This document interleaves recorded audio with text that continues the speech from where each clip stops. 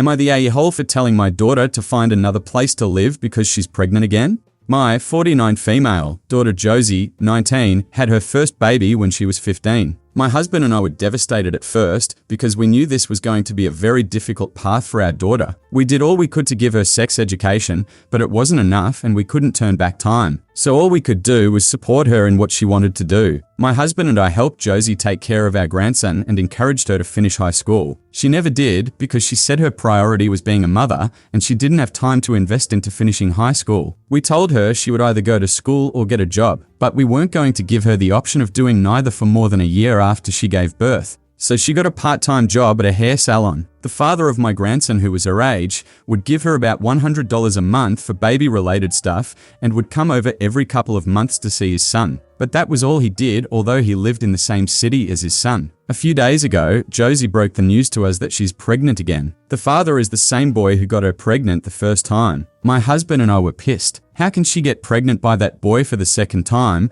when he was very obviously not consistent or helpful with their first baby? And with Josie living with us rent-free, and us having to take care of my grandson for her so she can work, go out, etc. This does not seem fair at all that she can add another baby into this mess. After a few days of thinking about it and discussing it with my husband, we decided to tell Josie to move in with the father of her children and raise the children together. She said they're not in a relationship, so they can't live together, and they wouldn't be able to afford it anyway. I told her she needs to figure something out because we, my husband and I, are not willing to raise another baby for her. She said, "You're never satisfied with anything I do. You told me to get a job, so I did, and now you're complaining that you had to raise the baby. You wouldn't have had to if I didn't have to work. I can't do both things at once, and I definitely can't raise 2 kids on my own and work. What 19-year-old can do that?" I replied, "We tried to teach you how to be responsible after your first baby, and we did all we could to be there for you. You clearly haven't learnt a thing, and it's not our job to keep picking up after you. So before your baby arrives, discuss living arrangements with the father and figure something out." She has been crying and not talking to us since. She's called both sets of her grandparents to speak to my husband and I and change our minds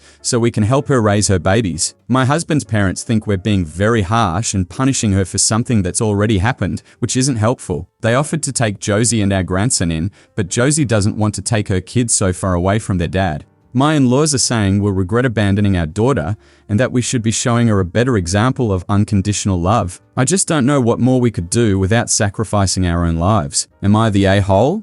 Top comment, "You're not the a-hole, and stand firm or you'll never be able to retire because she will continue to expect your largesse."